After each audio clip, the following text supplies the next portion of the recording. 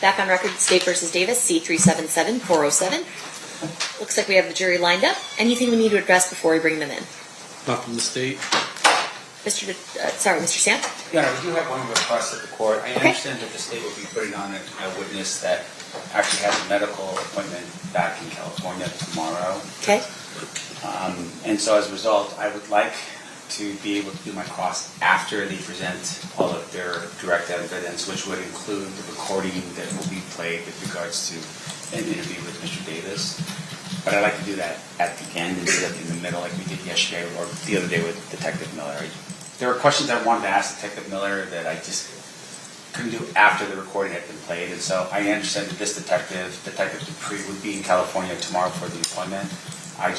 So you understand that he's going to be back in California, but you still want to do it via Zoom? Sure, yeah, because I don't want to miss with his appointment on. So no objection to him doing it via Zoom, but you want the state to present all of the information that they're presenting through him, and then you do your cross? Yes. Okay. I think we can accommodate that, right, State? Well, I mean, there is approximately 5 hours worth of recordings with him. Once it's into evidence, our choice to play it, whether he's on the stand or not, is when we decide to play it during the trial. I explained to Detective Dupree that I planned to do my direct and his cross-examination today because I knew that he had to be out of here. Okay. I don't think he'd be opposed to subject to recall with Mr. Sant if he wants to go and would come back on by Zoom, but I am opposed to the idea that they're going to control the way we present our evidence. We'll do direct, we'll do cross. If there's anything he wants to additionally have from Detective Dupree, I don't think that he would necessarily be opposed to getting on a Zoom in his case. All right. Do you guys want to talk to him real quick to see if he can be recalled? If there's something that needs to be done after everything's presented? Okay, I just want to jump right. I heard the state basically say that they don't want me to dictate how they want to present the case. I'm perfectly fine with that. I'm just saying... You're not stipulating that they can play it outside. Look, I mean, this is a matter of professional courtesy. I would definitely allow him to go back to California to do what he's doing. But he's on the stand. Technically, he's not supposed to be released until after the court releases him from the subpoena. And so as a result, if you want to play that game, then I would want him to stay here overnight so he can at least be cross-examined by me. I just was trying to be nice about it by doing it the other way, but it seems now like I have to recall this person. I don't trust that he wouldn't disappear in the wind. I don't care if he's a detective. Like, in my opinion, I've got a problem with that. Well, yeah, but once a piece of evidence is admitted, it's our choice as to when to play it and how to play it. So, like, I'm not getting dictated how we do that. If he's done with cross, if he's going to delay cross and keep him on the stand long enough, he's free to play it during this cross-examination if he wants to. Once a piece of evidence is admitted, it's admitted, right? And so I'm going to lay the foundation. So if you're going to have him verify it and then not play it until closings or something, that's your prerogative. Or I could just, on Friday decide we're going to play, because we have hours and hours and hours of audio to play, and just having somebody sitting on the stand for audio is not necessary. Okay. I can present it in any manner I want to. It just doesn't require the witness to be here to...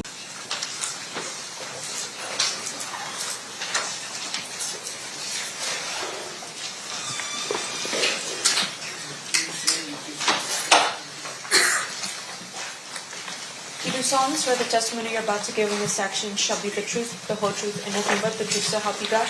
Yes, I do. You may be seated. May I please have you state and spell your first and last name for the record? My name is Wade Lee, W-A-D-E-L-E-E. Thank you, Mr. Lee, for being here. Mr. DiGiacomo, whenever you're ready, you may proceed.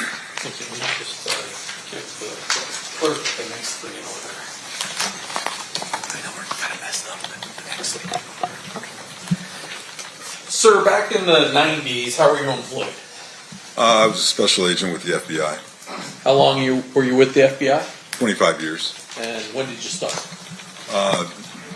May of 1996. May of 1996? Yes. You haven't been retired that long, actually. 5 years. I want to direct your attention to the 1997, 1998 time period. What was your assignment? What were you doing for the FBI at that time? I was assigned to a squad that was working a State Streets Task Force. As part of that investigation, does there come a point in time when you do what's known as a proffer with Mr. Davis? Yes, we did. And describe for the ladies and gentlemen of the jury what a proffer is. So a proffer interview session would be, it's usually considered, it's a fairly common practice, particularly in the federal criminal justice system, where we have an individual who's been indicted and arrested, and it sort of is the beginning of a negotiation for a plea agreement, if you will. What we do is the U.S. Attorney's Office, the defendant's attorney, they all agree that to conducting an interview with the FBI. The terms of that agreement are such that the defendant has to be open and candor, tell the truth regarding the questions that we ask him. In return, the FBI, Department of Justice, will not use what the defendant says in that proffer session against him in this case, in chief that we have him charged with. There's a couple little caveats. One being that if during trial the defendant goes on to make statements that contradict what he said in that proffer session, at that point it violates it, and we can use his statements against him. Those are generally in nature. And then we agree to keep the nature of the interview confidential. Yes. Understood. You may proceed. First of all, let me ask this. Up until you were contacted sometime this year, have you maintained the confidentiality of this conversation that you have with Mr. Davis? Yes. And as far as you're aware, your partner Todd Holliday also maintained the confidentiality of it? Yes, as far as I know. And before you hit the stand today, or sometime last week or the week before, or at some point, the United States or the U.S. Attorney's Office issued a letter authorizing you to testify to these two conversations you had with Mr. Davis. Yes, referring to the TUI letter, yes. And that's a requirement that state prosecutors have to get permission from the federal government to allow you as an agent or former agent to testify to actions you took in your official capacity as a federal law enforcement officer. Yes, regarding those two interviews, yes. How is your proffer with Mr. Davis documented? Usually we use the standard FBI reporting mechanism, which is a FD 302 report. And that is essentially a report that lays out the information you received. There's no audio recording of that particular conversation. That's correct. The other gang members. And then he moves on to describe the incident at the MGM casino the night of Mr. Shakur's murder. Yes, he did. And what did he tell you? He told us the day of the murder of Tupac Shakur that the Blood Street members, some Blood Street gang members saw at night. They saw Orlando Anderson. They attacked him because of the previous incident at the mall. After the attack, Mr. Davis, Orlando Anderson, and their girlfriends went back up to their hotel room at the Excalibur Hotel, and he said that was it. They didn't have any involvement. They stayed in the room the rest of the night. He tells you that the room was in Anderson's name. Yeah, the room was in Anderson's name. That they'd driven up to Vegas from the LA area in a Land Cruiser, and that they had some other associates, Corey Edwards, Kevin Davis, Terry Brown, aka Bubble Up, Big Dre, and Wynn also traveled to Las Vegas. They stayed at the MGM. And he repeatedly denies to you knowing who killed Tupac Shakur. Yeah, he said they didn't have any knowledge of what happened, that they weren't involved. He did later speculate that maybe it was some Compton police officers that were working for Suge Knight, and that maybe it was because he had heard that Tupac was talking about possibly leaving Death Row Records or something to that effect. But his suggestion was that perhaps Knight, who's driving the car, had Compton police officers shoot Tupac in the car Suge's driving. yes, something to that effect. You begin the conversation with him talking about Mr. Anderson and his death. Is that fair? Yes, that's correct. And then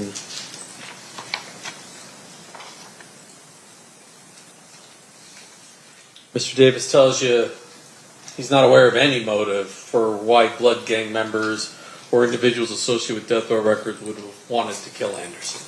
That's correct.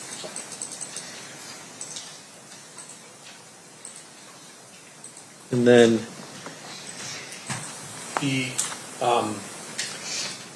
repeats that he had nothing to do with either Tupac Shakur or Christopher Wallace's murder. Yes, he actually, he said that himself and Mr. Orlando Anderson were not involved in the shooting death of Tupac Shakur, and as well as anybody else that he was associated with, and with Tupac or Mr. Christopher Wallace, Notorious B.I.G.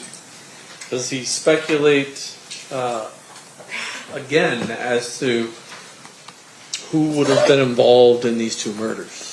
Well, he said, he told us he didn't know who killed the two rap stars, but that he believed individuals from New York associated with Puffy Combs or individuals associated with Death Row Records could have killed Shakur, and that individuals associated with Death Row Records killed Mr. Wallace. Orlando Anderson and them were involved. Do you confront him about Mr. Anderson, the attack, and him being upset about that particular attack? Well, I mean, we asked him about that, about the whole escalation of incidents because of the gang activity, the incident at the mall, then at the MGM Grand, then obviously the shooting of Tupac and things of that nature. Mr. Davis said that Davis and Anderson were upset after the casino attack on Anderson, but they weren't going to strike back with so many police officers around, that they would have struck back once they returned to Compton. So he indicates to you that he's angry enough to do it. It's just he planned on doing it back in Compton, which instead of in Las Vegas. Yeah, if they were, apparently it was because of police presence in the area, something of that nature. Now, let me ask you this then. So, he gives a statement, and I want to make sure we're clear. You listen to what Mr. Davis says. Did you ever verify the information in here specifically about allegations of Tupac Shakur's murder? Verify in terms of what? Well, for instance, in the document that would have been the year 302, that's dated as of July 14, 1998, there's an indication here, for instance, that at the Las Vegas casino, Davis's girlfriend, and Anderson's girlfriend walked or went up to their hotel room at the Excalibur casino. Now, once again, this is 1998. The death of Tupac Shakur was in September of 1996. Right. Did you ever verify that information with Las Vegas to see if either, and in this case, that what the 302 indicates is that the room was in Anderson's name. Did you verify that to be true? I did not specifically know. Okay.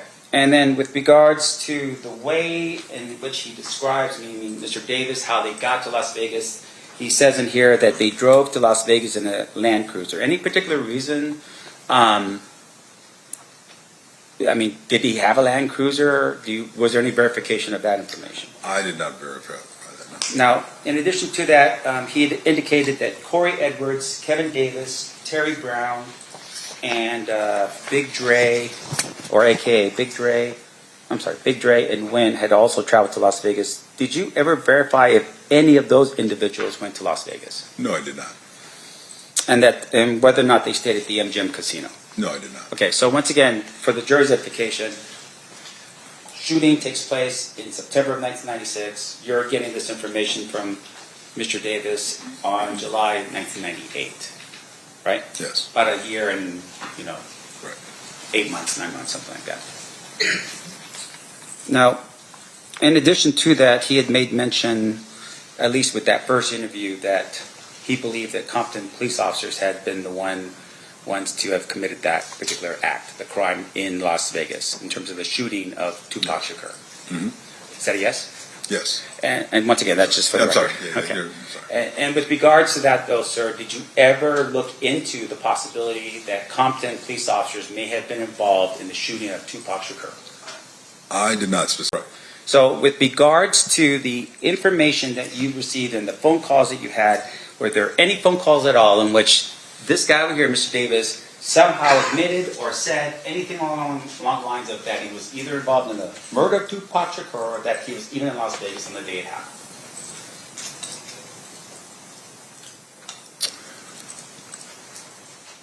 So the first part of the question, no, that would be no. There was nothing.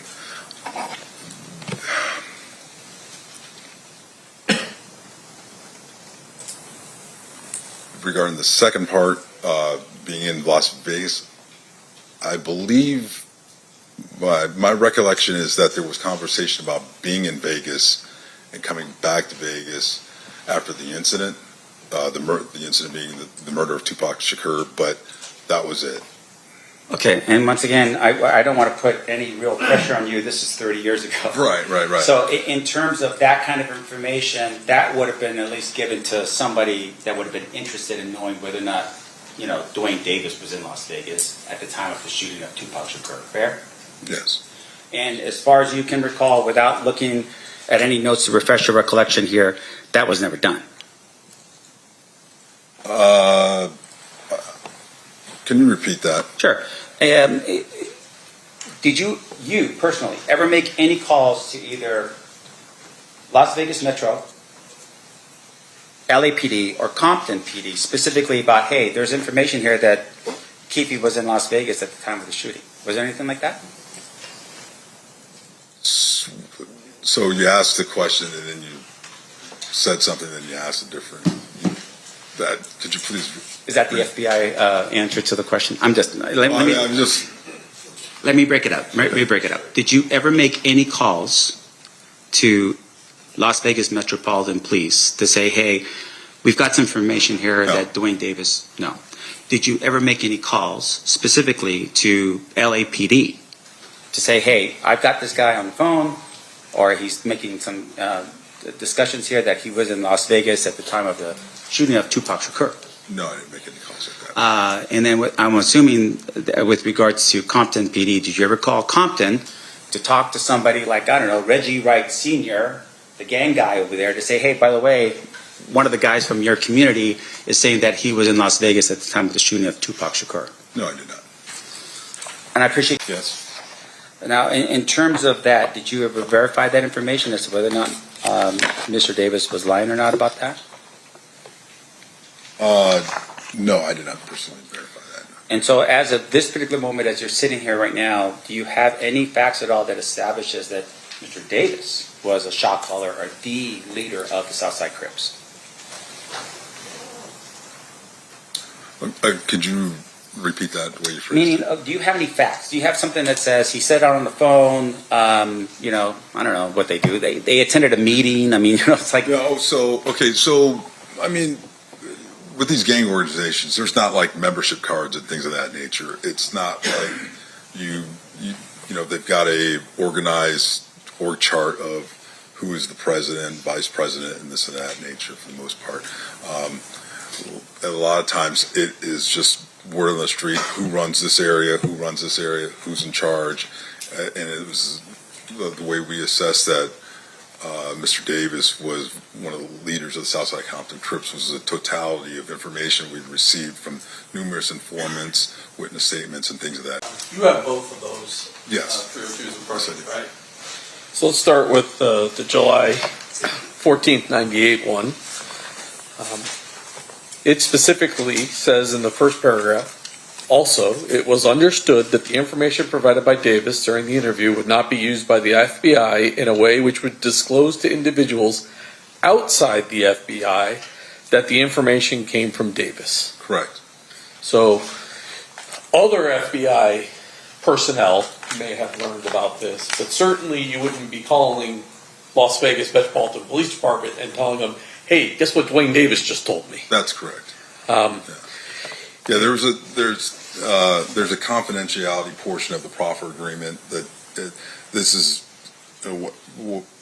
it's offered in a way to elicit information, is saying, hey, what you tell us here is not going to be told to anybody, and we won't divulge that you're the one providing this information and things of that nature. And you're there talking to him, in your case is about a drug case. It's not about Tupac Shakur. That just happens to be a subject that comes up in the conversation. That's correct. It's not your responsibility. Well, let me ask you this. Tupac Shakur is killed in the state of Nevada, the county of Clark. Who prosecutes murder cases usually for street-level shootings in Clark County? That would be like Las Vegas Metro PD, the DA's office here in Las Vegas. The state of Nevada. It's not a federal crime to commit a murder in Las Vegas in most situations. That's correct. And so you're just gathering this information, and you did what you promised, which was keep it confidential until such time as you were authorized by the U.S. Attorney to talk about it. The only other thing I want to ask you about is Mr. Samft, there is a difference between proffer and immunity. Is that correct? That is correct. What Mr. Davis was telling you, you wouldn't use against him, correct? Correct. There wasn't any sort of immunity for any crimes that he disclosed. You just couldn't use the statements that he made to you to prosecute him for those particular crimes. That's correct. And that it was an agreement between the United States Attorney's Office and Mr. Davis. That's correct. At no point in here did the state of Nevada, the Clark County District Attorney's Office, or any agency other than the U.S. Attorney's Office make an agreement with Mr. Davis about these 302s. That's correct. Nothing. Ladies and gentlemen of the jury, any questions for this witness? We do have some.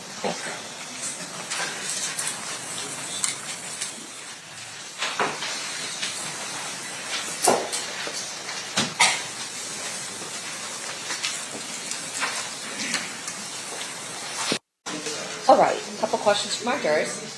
If the proffer information was never followed up on, what was the motivation behind the interview in jail or prison? You want to go ahead? Yeah, Okay. They have these questions. I'm Right. asking you to answer them. Okay, so the motivation behind the interview in the subsequent interview in '99, we were following up on other investigation. Because when you go through the 302, you see we asked about several individuals. We actually showed him pictures of other individuals. A lot of times what we'll do is we were going back because he was cooperative and open before. We were attempting to see he would verify other individuals, perhaps identities and things of that nature, of other investigative activity regarding gang activity in the area. Okay. And then did anyone with the FBI verify information given by Davis in the proffer? I mean, the totality, regarding the totality of there was quite a bit of information when we asked about certain individuals and things that he said that we already knew. So because he provided information during the proffer session, there wasn't a need to necessarily go back and verify because we had an idea about the answer to the question. Sort of like you ask a question that you know the answer to, that's how you know if somebody's lying. You start off with that, things like that, simple things, and then you kind of work your way in to other information. So there was a lot of information that we already had other corroborated information on. So when he's providing that information, we have a general idea whether or not he's being open and candor and truthful based off of other investigation, whether it's surveillance, wiretaps, witness statements, and things like that. Gang homicides. I direct your attention to approximately 2006. Were you asked to be part of a task force related to the Christopher Wallace murder? Yes, I was. And can you describe that task force for us? Robbery homicide, homicide specials, Los Angeles Sheriff's Department, FBI, ATF, and DEA were all a part of the task force. And was there a precipitating event that caused the 2006 task force to be formed? Yeah, Christopher Wallace's mother filed a lawsuit against the Los Angeles Police Department. And what was the allegation in the lawsuit? That there was police officer involvement in his death. LA police officer involvement? Yes. And what was the purpose of the 2006 task force? To uncover, first of all, if there was any police officer involvement, and also to hopefully solve the Biggie Smalls murder case. How is it that you target Mr. Davis? The vehicle used in the Christopher Wallace murder was a Impala. Mr. Davis had an Impala, and they had impounded it early on in the investigation. So we started with him. And did you have information related to what his position was in the Southside Crips? I mean, we knew that Mr. Davis was the man with all the money in their hood, in their neighborhood. Now, you said that what was your role in the task force? I was the lowest level, bottom of the food chain detective. I was a gang expert, and I knew a little bit about the rap industry. So that was That's how you got brought in? Yes. The Southside Crips, did they have kind of two crews associated with them? As far as I know, yes. And one of those crews, the Burr Street crew, who was that sort of generally headed by? It was Keffe D, amongst others. The Glencoe crew, who was sort of the leader of that group? From what we gathered, Darnell Graham. How is it that you're going to go about investigating Mr. Davis for the Biggie Smalls murder? What's your plan? I had never worked with the DEA, FBI. I was a homicide investigator coming in. So above my pay grade, they tried to figure out a way to get leverage on Mr. Davis through narcotic sales. We would bring him in after we caught him with narcotics and see if he would work with us and give us information on the Biggie Smalls case. And were you able to gather enough information to potentially arrest and charge him with narcotics? Yes. And how much narcotics are we talking about here? From what I remember, it was PCP, a gallon, and a kilo of cocaine, if I'm not mistaken. And with Mr. Davis's past criminal history as well as that amount or weight of drugs, what kind of sentence was he looking at for that type of drugs? As I said, I wasn't familiar with the Fed system. From what I was told, though, that was a life sentence with the amount of drugs that were confiscated. Did anyone use the term, this is a proffer? Yes. And was that agreement between the AUSA, do you remember that AUSA's name? Timothy Seawright. And do you remember the attorney for Mr. Davis, his name? Wayne Higgins. And so there was an agreement in that first meeting that this would be a proffer. Yes. And during the course of that, do you ask Mr. Davis about his involvement in the Biggie Smalls murder? Yes. And what is his response? At that time, he said, no, we didn't have anything to do with that. When he said we didn't have anything to do with that one, did that trigger anything in your mind as to what he was saying? When I recall, yes, we were like, that one, what do you mean?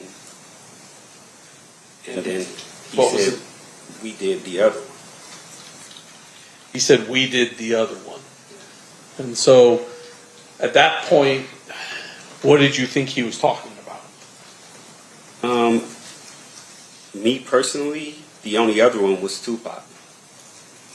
But we had nothing, we didn't think he was, we were talking about Christopher Wallace. We didn't ask him any questions about Tupac. He offered that on his own. And so when he does that, is there some discussion then of maybe having a conversation about Tupac? It was a surprise to us. Number one, we were shook. We were surprised. Yes. I mean, I don't know if we shut that meeting down then to discuss what we were going to do. I don't remember, but we were surprised. Generally speaking, what was Mr. Davis's version of events as it relates to what happened with Tupac Shakur? Mr. Davis stated that his nephew, Mr. Orlando Anderson, was jumped and beat up in a club or in a hotel in Las Vegas after the Tyson fight. He came and told Mr. Davis what happened. They went looking for Tupac, Suge, anybody who was involved, basically, in the beatdown of Mr. Anderson. And they couldn't find him at first, and then they saw him, and basically Mr. Davis had the gun at first, but they came up on the passenger side of Suge Knight and Mr. Shakur's vehicle, so he couldn't shoot across the driver. So he handed the gun to Dre in the back seat, Andre Smith. He was afraid to shoot. Mr. Anderson grabbed the gun and shot across Mr. Smith into Mr. Knight's car that Mr. Tupac Shakur was in with Mr. Knight. And did he tell you what kind of vehicle he was in? He was in a white Cadillac, Did he tell you what kind of gun was used? a .40 cal Glock. We had some conversations here about what you did on this case. Did you ever write any reports on this? Sure I did, yeah. When you say you're sure did you review any reports in preparation for your testimony here today? I think I reviewed one report. Which report did you review? It was a DEA 6 passing the case over to Las Vegas Metro. And with regard to that report, did you draft that report yourself? Yes. When you say it's a DEA 6, is that a form? Yes. Is that a form used by the DEA agency, I guess would be the Drug Enforcement Agency? Yes. Did you write any reports on your own with regard to what you did within the LAPD, umbrella or report writing? I'm sure I did. When you say you sure did, are you telling us today that you don't know for sure what reports you wrote?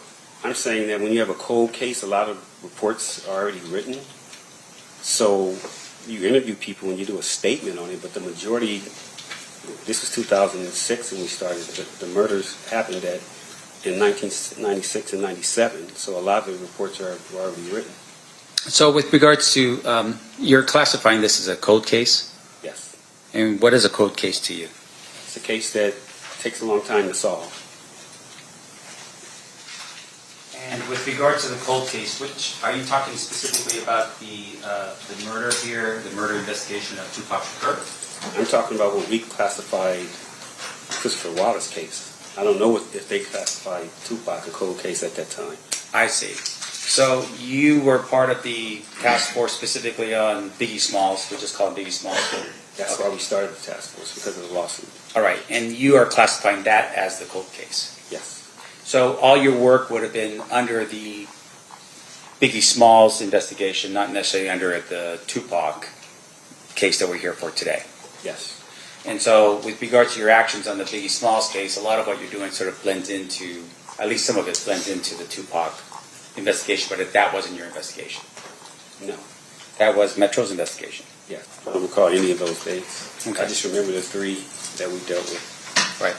And once again, you're refreshing your recollection off of a DEA 6 form, correct? No, I'm refreshing my recollection off my recollection. 30 years later? That's right. And about 20 murder trials Right. of my own. Which is amazing. Good It's job. not amazing, just doing my job. But let's just make sure we're clear. I want to make sure this jury understands that you're refreshing recollection off of a DEA 6 form. No, I told you the DA 6 form that I saw this morning was transferring the case from the DEA to Las Vegas Metro. That's all that said this morning. All right. So this is all purely off of your recollection from 30 years ago. Well, 17, 18 years ago when we got it. The Okay. case was 30 years ago. So Right. we had it in 2006. And 20 murder trials later, That's right. you're refreshing. Okay. That's right. So let's keep going through it. Now, the December 2008 proffer that you were part of, did you verify any of the information? That Mr. Davis told us? Yeah. We were trying to verify as much as we could. Okay. That's Well, why tell us we the did it. efforts. No, I'm sorry. Can you tell this jury the efforts that you made to verify the information that he gave you in 2008? Flying to New York to try to get the relationship with Zip, Mr. Martin, because he was involved here in Vegas with the murder and the large sum of money that was supposed to be given to Mr. Martin to give to Mr. Davis. So that's why we flew to New York to try to get that whole thing going. Right. And based upon your efforts in New York, were you able to verify that any of that information to be true? No. Now, in addition to that, there was other information that Mr. Davis gave up in 2008 in December. Did you verify any of that other information to be true? I don't think any other information that he gave us was anything except the murder of Tupac. Sure. Did you at any point verify, for instance, the people that he identified in the vehicle? No. You are aware, of course, that some of the people that he had identified in the vehicle were still alive in 2008, right? One was. Who was that? That was Terrence Brown. Okay. Did you ever verify that Terrence Brown was in Las Vegas at the time of the murder? We never got a chance to. Why not? As I said, our first course of action was to tie in Mr. Combs, the money, and work back from there. So you fly to New York, it's a bust, you fly back, and then you never follow up on what happens with regard to Mr. Brown? I didn't. You're part of the task force. Yes. Do you know if anybody else on the task force verified that information, that Mr. Brown was in Las Vegas at the time of the shooting? No. Now, in addition to that, we talked a little bit about the type of scenario that Mr. Davis is in, right? He's being targeted as a potential suspect in a Biggie Smalls murder. You develop information about him being a drug dealer, right? Yes. And you had said, I think, how much time was he looking at? Life sentence? I think so, yes. Right, pretty heavy sentence, right? Yes. And so you had also targeted the idea, though, that it wasn't just him moving some large amount. It was people coming into his house, potentially his family. People could be arrested, his friends, for instance, that was part of that, and they all could go to prison, right? I will say this. Mr. Davis took the hit for a lot of people in his family and his kids, his wife, but that's why he did it. And that, he's given information not because of Biggie Smalls, but rather because of Shakur. You never once reached out to Metro at that time to say, hey, Las Vegas, you guys are the ones in charge of this murder. Come down to have an interview with Davis? The decisions were, again, way above my pay grade. And our command staff, whoever made that decision to keep it in-house and for us to handle it on the Fed level, because it would have spread all the way to Las Vegas and not notify Las Vegas Metro at that time, wasn't my decision. I see. So had it been somebody up the chain, maybe even the United States Attorney? Whoever. See, right. Yeah. Okay. That's not your call to make. No, I'm just a soldier. Okay. Right. I appreciate that. Now, in addition to that, sir, in terms of the information we're talking about here, at some point your other LAPD detective leaves the LAPD. Greg Keith. Yes, in 2011, I think. And in 2011, I believe he publishes a book. Yes. And that book is called Murder Rap. Yes. Did you read that book? Parts of it. All right. And fair to say, of course, is that if you saw something in the book that was not accurate, you probably tell Greg Keith, hey, this is not accurate, this is not right. I wouldn't tell him nothing. That's Oh, his version. He did what he wanted to do. Right. Okay, so it's his version of events. You would have been like, okay, this is not right about what I did. I'm just going to leave it alone because that's what Greg Keith interpreted it to be. No. I'm saying I was on the Los Angeles Police Department, still in charge of the Biggie Smalls case by myself. And whatever came from any books that were written, it was my responsibility to make sure that everybody was okay if they were outed in that book. So I'm not going to tell another man what he should and shouldn't do as far as writing a book. If you want to write a book, write a book. If it comes back my way and I got to investigate something you said, then I'll do that. So this individual, Greg Keith, leaves LAPD and takes the Tupac file with him? From what I hear, something to that effect. Meaning he stole the file. Something to that effect. Now, in addition to that, he also took the Biggie file, right, with him when he left. From what I hear, I've never seen him, but that's what I hear. Okay. And with regards to the recording that we're talking about here, that recording was a recording that he published, at least brought out to the public, not you. You will never see me on a podcast, a book, nothing like that. Yeah. So, No further questions. State, anything further? Of course he does.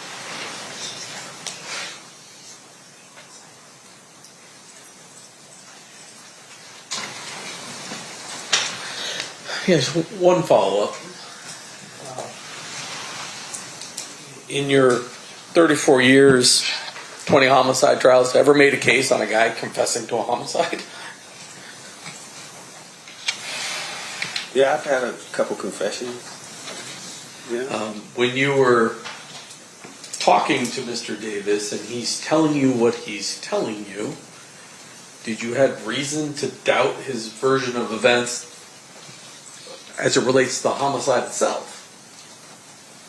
I didn't think Mr. Davis was lying because he put the gun in his nephew's hand.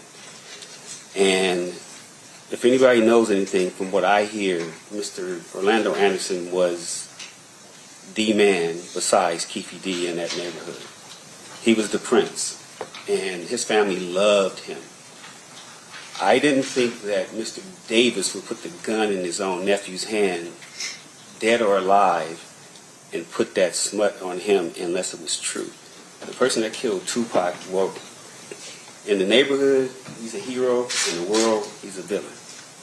So I didn't think Mr. Davis, me personally, would do that unless it was true with his own nephew, because I know he loved his nephew. They all loved Orlando.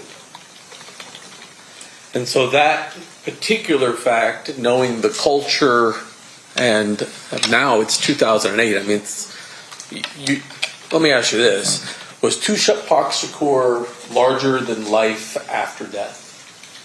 Yes, but he would have been legendary if he lived. And in 2008, he is legendary at that point. But he's dead. And if it gets out that Mr. Davis has said his nephew pulled the trigger, would there be consequences for his neighborhood? I mean, just the way it looks, him being a hero, meaning Tupac to the world, and then this gang, like I said, in the streets, in his hood, Orlando wasn't looked at that, but people are going to always say the Southsiders, the ones who killed Tupac, Nipsey Hussle, all these people who were like that. That's what comes with that. Now you could wear a badge and act like it's something in your hood, but in the world, that's not a good thing to be, remembered as or thought of as the person that killed Tupac, even though what happened to Mr. Orlando Anderson wasn't right. Thank you. Nothing further. Anything further based on that? Yes, Your Honor. So I just want to make sure I'm clear. You go to Mr. Davis because he's the target of Biggie Smalls' murder. Yes. You interview him, and at some point in the future, you determine that Mr. Davis is not involved in Biggie Smalls' murder. Yes. While you're in the room showing him the information that you have about the drug aspect of it, a life sentence potentially, and everyone in his family or people in his family and friends potentially getting all in the middle of that with all kinds of problems, right?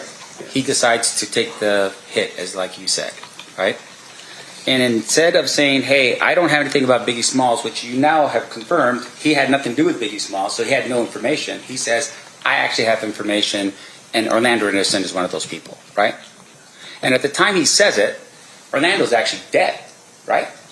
And people in the community of Compton had all had this sort of thing going on that potentially Orlando Anderson was involved in the murder of Tupac, correct? Correct. So that information was available to Mr. Davis when he gave you that information, right? Yes.